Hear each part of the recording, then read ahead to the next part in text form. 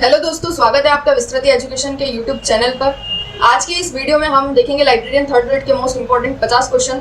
और अब तक हमारी ये 7वीं वीडियो है। तो अगर आपने प्रीवियस 6 वीडियो नहीं देखी तो प्लेलिस्ट में जल्दी से जाकर पहले उन सारी वीडियोस को देखिए और चैनल को सब्सक्राइब करना ना भूलें।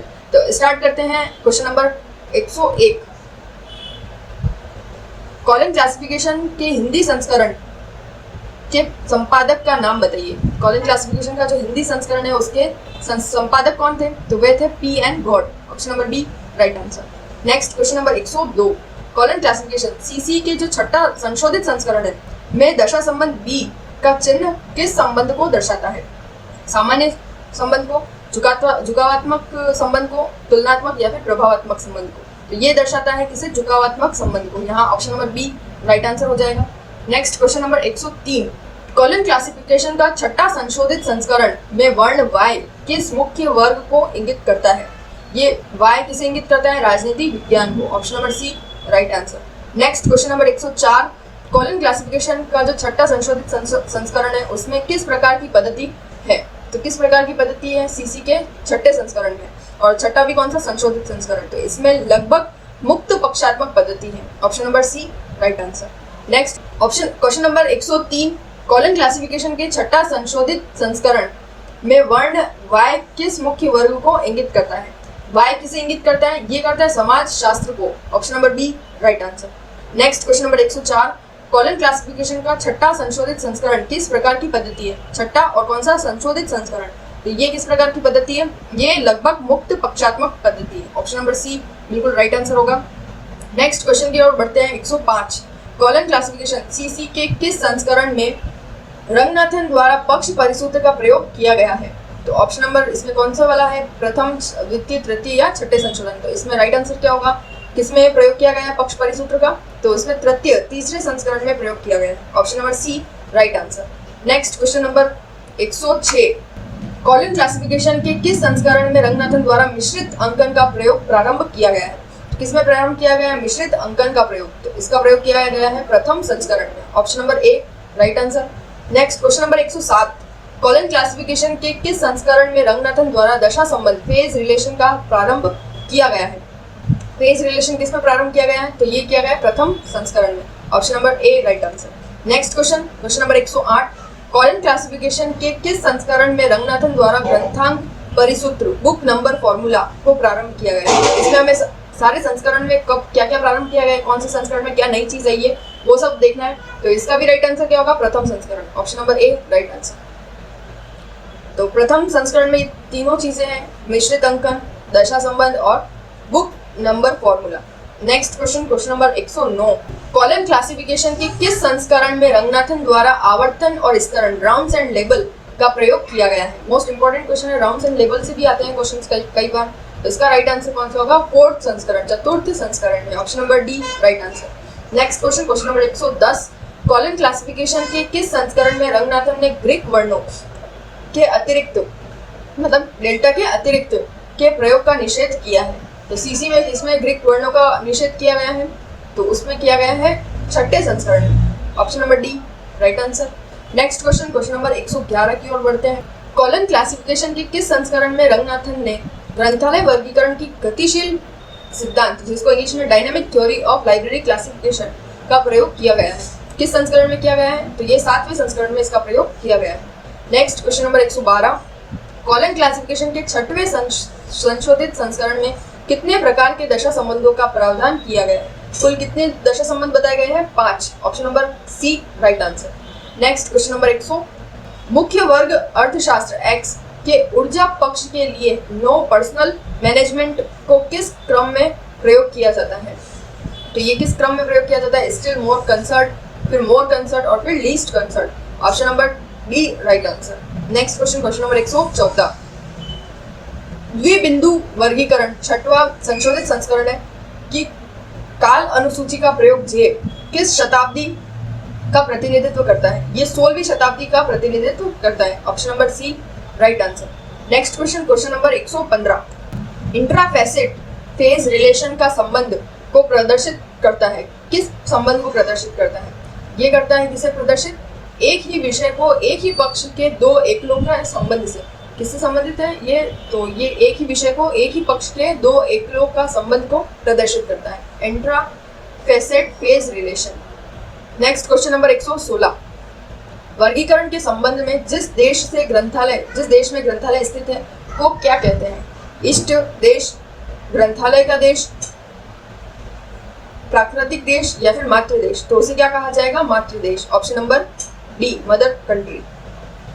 नेक्स्ट क्वेश्चन नंबर 117, समकक्ष वर्गों के पारंपरिक क्रम के आधार पर व्यवस्थापन को क्या कहते हैं?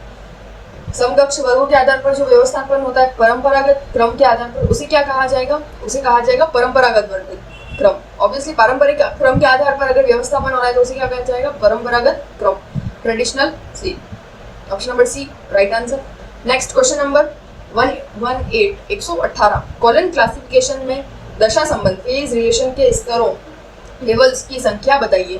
तो इसमें इनके लेवल्स की संख्या कितनी होती है? 3। फेज रिलेशन की तीन संख्या होती है। ऑप्शन नंबर ए राइट आंसर, 3 स्तर होते हैं। नेक्स्ट क्वेश्चन नंबर 119, अंतः पक्ष दशा संबंध में निम्नलिखित में से किसके बीच संबंध का प्रतिनिधित्व किया गया है? ये क्वेश्चन रिपीट हुआ है। इंट्राफेसेट फेज रिलेशन हमने पहले भी देखा था और इसका राइट आंसर क्या था? एक ही पक्ष के एक ही एकलों में से, एक ही विषय के एक ही पक्ष के दो एकलों के बीच के संबंध को कौन दर्शाता है? अंतः पक्ष दशा संबंध। Option number C right answer हो जाएगा। Next question number 120, colon classification के अनुसार चिकित्सालयों के लिए मनोविज्ञान, साइकोलॉजी फॉर डॉक्टर्स शीर्षक निम्नलिखित में से किस दशा संबंध का उदाहरण है? ये इसका उदाहरण है, तो ये अंतर विषय दशा संबंध है। डॉक्टर्स में से भी कौन से डॉक्टर्स? साइकोलॉजी के डॉक्टर्स, साइकोलॉजी या मनोविज्ञान के लिए जो डॉक्टर्स हैं उनके बारे में बताया गया। तो ये विषय के भी अंदर की दशा संबंध को बता रहा है, यानी कि एक ही विषय के एक ही पक्ष के दो एकलों के बीच संबंध को दर्शा रहा है। तो यहाँ पर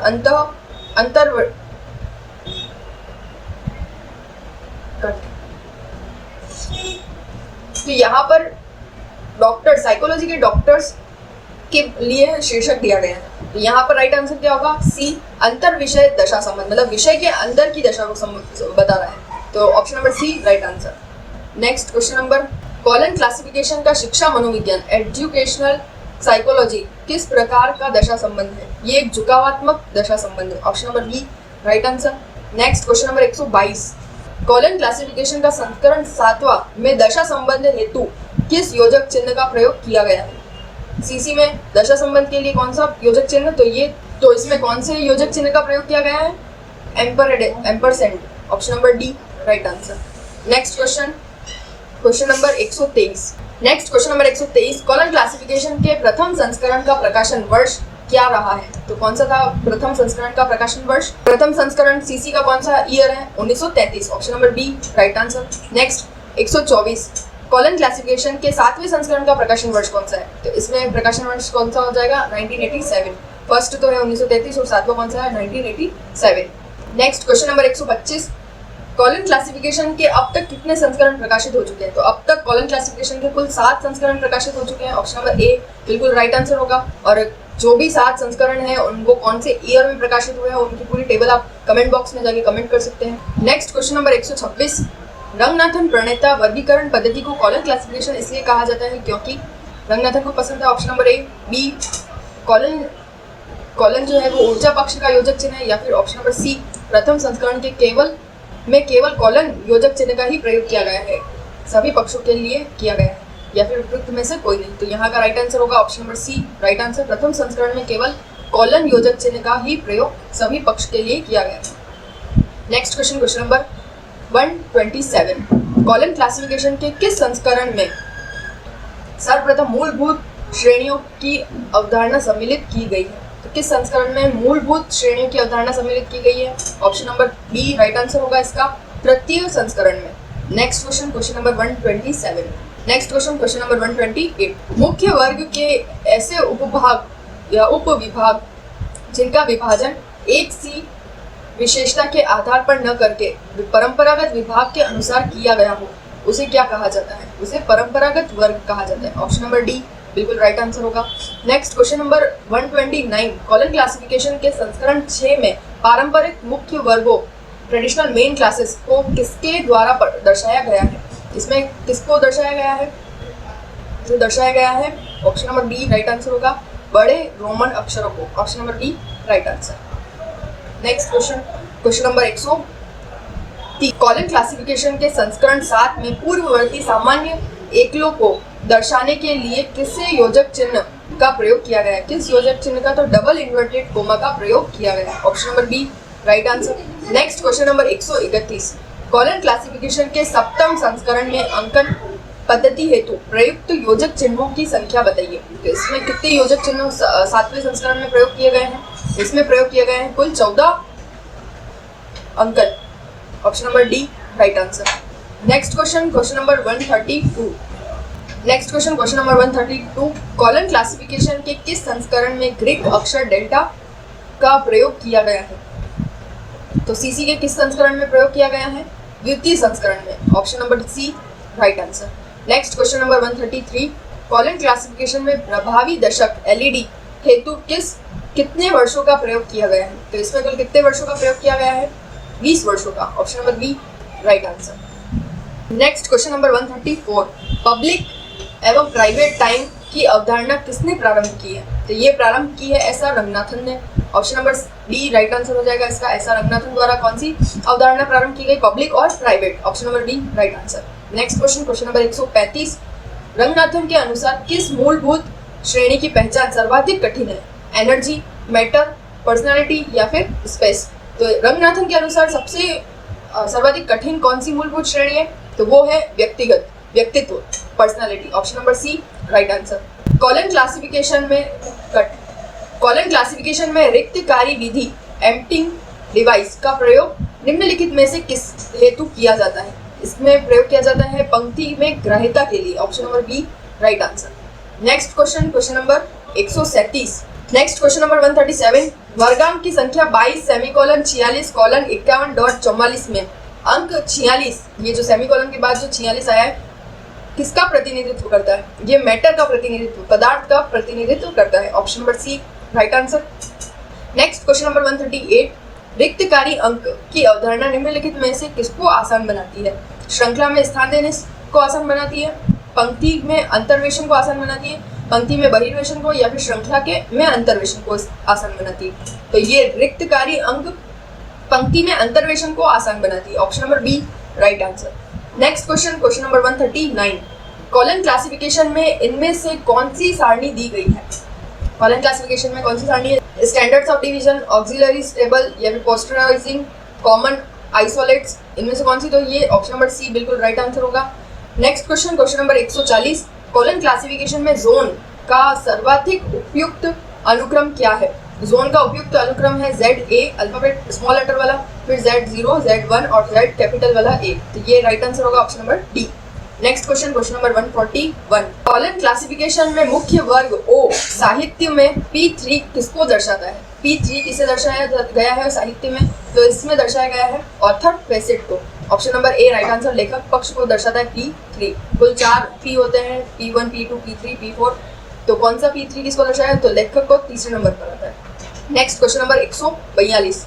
द्विबिंदु वर्गीकरण के अनुसार राष्ट्रपति की जीवनी का वर्गांक बनाने के लिए किस पूर्ववर्ती सामान्य एकल ACI का प्रयोग किया जाता है? तो राष्ट्रपति की जीवनी का वर्गांक बनाने के लिए किसका? Y7। Option number D right answer. Next question number 143। द्विबिंदु वर्गीकरण के अनुसार किसी विषय के व्यक्ति की जीवनी का वर्गांक बनाने के लिए पूर्ववर्ती सामान्य एकल का प्रयोग किया जाता है। किसमें किया जाता है? तो ये option number C right answer होगा, W। Option number C W। Next question number 144। मुख्य वर्ग साहित्य O साहित्य का पक्ष परिसूत्र क्या होगा? O के लिए जो पक्ष परिसूत्र होगा वो कौन सा होगा? P, P2, P3, P4। Total कितने P होंगे? 4 P, जिसमें से P1 P के साथ में कुछ नहीं लिखा है, इसका मतलब P1। Next question number 145। Delta Greek भाषा का कौन सा सिंबल? डेल्टा का क्रमिक मूल्य किन के बीच होता है? ये ABCD में A to Z के बीच में अगर हम डिवाइड करें तो 13 इधर और 13 इधर। तो 13 इधर किसमें? A से लेकर M और इधर N से लेकर Z इधर। तो बीच में क्या आता है? डेल्टा। इन M और N के बीच में आता है, यानी कि ऑप्शन नंबर A बिल्कुल right answer. Next question number 146। द्विबिंदु वर्गीकरण में सिस्टम का निर्माण निम्नलिखित में से किस विधि से किया जाता है? तो किस विधि से किया जाता है द्विबिंदु वर्गीकरण में कालक्रम विधि द्वारा। Option number B. Colon classification में विशिष्टता स्पेशल्स का निर्माण निम्नलिखित में से किस विधि द्वारा किया जाता है? वर्णानुक्रम विधि द्वारा, परिगणनात्मक विधि द्वारा, भौगोलिक विधि द्वारा या फिर विषय विधि द्वारा। तो इसमें वर्णानुक्रम विधि द्वारा। ऑप्शन नंबर ए बिल्कुल right answer. Next question, question number 148। Colon classification में चिकित्सा शास्त्र किस वर्ण द्वारा दर्शाया जाता है? तो किस वर्ण द्वारा? इसमें से उपयुक्त में से कोई नहीं होगा। ऑप्शन नंबर डी, क्योंकि ऑप्शन सारे गलत है, जे, एल, एक्स और जी। कमेंट बॉक्स में आप कमेंट करके बताइए कि चिकित्सा शास्त्र के लिए किस वर्ण को दर्शाया जाता है। Next question, question number 149। Colon classification में व्यक्तित्व पक्ष के लिए किस योजक चिन्ह का प्रयोग किया जाता है? व्यक्तित्व पक्ष के लिए किस योजक चिन्ह? कोमा का प्रयोग किया जाता है। व्यक्तित्व पक्ष को इंग्लिश में क्या बोलेंगे? पर्सनैलिटी। तो आज की वीडियो में बस इतना ही। 149 तक हमने क्वेश्चन सॉल्व किए हैं। अगर वीडियो अच्छी लगी हो तो लाइक शेयर जरूर कीजिएगा और चैनल को सब्सक्राइब करना ना भूलें। Thank you so much.